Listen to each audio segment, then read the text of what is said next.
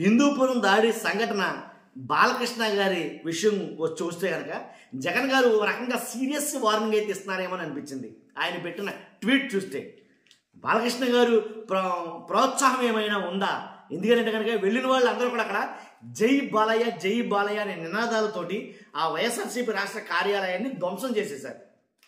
కాబట్టి జై బాలయ్య అంటే డైరెక్ట్గా జగన్మోహన్ రెడ్డి గారు ఆ బాలయ్య గారికే వార్నింగ్ ఇస్తున్నట్టుగా ఒక ట్వీట్ అయితే కనుక చేయడం జరిగింది. ఆ ట్వీట్ ఏంటంటే, హిందూపురంలో వైఎస్ఆర్సీపీ కార్యాలయంపై టీడీపీ నాయకులు మరియు బాలకృష్ణ అనుచరులు చేసిన హింసాత్మక దాడి ప్రజాస్వామ్యంపైనే ప్రత్యక్ష దాడి. ఈ అనాగరిక చర్యను మేము తీవ్రంగా ఖండిస్తున్నాము.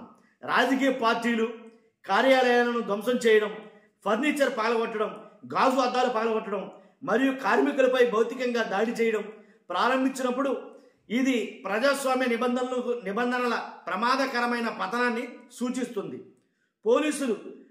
పోలీసుల పూర్తి నిష్క్రియాత్మకత దీనిని మరింత ఆందోళనకరంగా చేస్తుంది.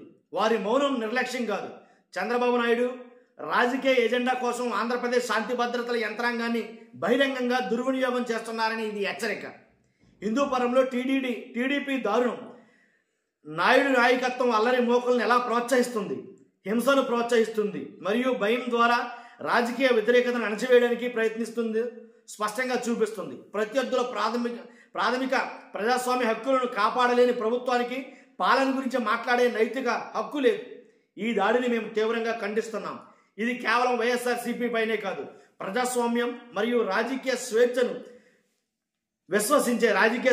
విశ్వసించే ప్రతి పౌరుడిపైన జరిగినట్లు లెక్క అని ఒక ఘాటుగా ధీటైన ఒక ట్వీట్ అయితే కనుక జగన్మోహన్ రెడ్డి గారు చేశారు. కాబట్టి ఆ ట్వీట్ నుంచి బాలకృష్ణ గారికి ఒక వార్నింగ్ లాంటిది ఇచ్చారు.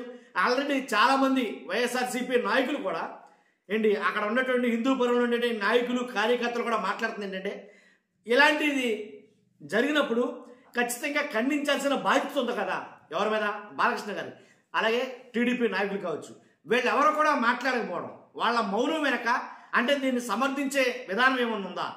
ఇప్పుడు వెంటనే ఒక దుశ్చర్య జరిగింది, జై బాలయ్య నినాదాలతోటి మొత్తం దాడి చేశారు, నాశనం చేసేశారు. ఇప్పుడు దాన్ని రెస్పాన్సిబిలిటీగా తీసుకుని వాళ్ళ నాయకుడు ఏం చేయాలి? వెంటనే దాన్ని ఖండించాలా వద్దా? ఖండించలేదు. ఖండించకపోగా అలా సైలెంట్గా ఉంటే అది దాన్ని ప్రోత్సహించినట్టే కదా అని వైఎస్ఆర్సీపీ నాయకులు ఆరోపిస్తారు.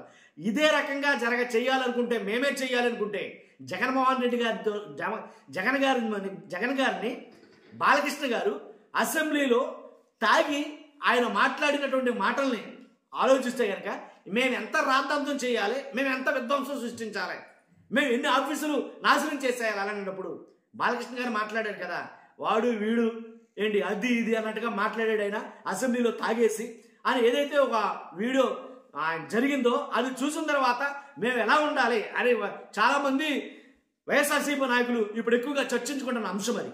కాబట్టి ఇలాగే చేయాల్సి వస్తే కనుక, మీరు చేసినట్టు చేయాల్సి వస్తే కనుక రాష్ట్రంలో ఎన్ని పార్టీ ఆఫీసుల్ని మేము ధ్వంసం చేయాలి మీరు మాట్లాడిన మాటలకే, బాలకృష్ణ గారు మాట్లాడిన మాటలకే అనేది ఖచ్చితంగా చర్చించుకుంటున్నారు దీని మీద. ఏది ఏమైనప్పటికీ ఖచ్చితంగా బాలకృష్ణ గారు దీన్ని ఖండించలేదని వైఎస్ఆర్సీపీ నాయకులు ఆరోపిస్తారు. అలాగే జగన్ గారు పెట్టిన ట్వీట్ మీకు ఆల్రెడీ చదివినిపించారు, చూసారుగా. ఆయన పెట్టిన ట్వీట్ జస్ట్ లైక్ వార్నింగ్ లాగానే ఉంది అది. కాబట్టి ఈ సంఘటన ఇక్కడితోటి వివాదం ముగిసిపోయినట్టేనా, ఇంకేమైనా ఉందా? ఖచ్చితంగా ఆలోచించాల్సిన విషయం.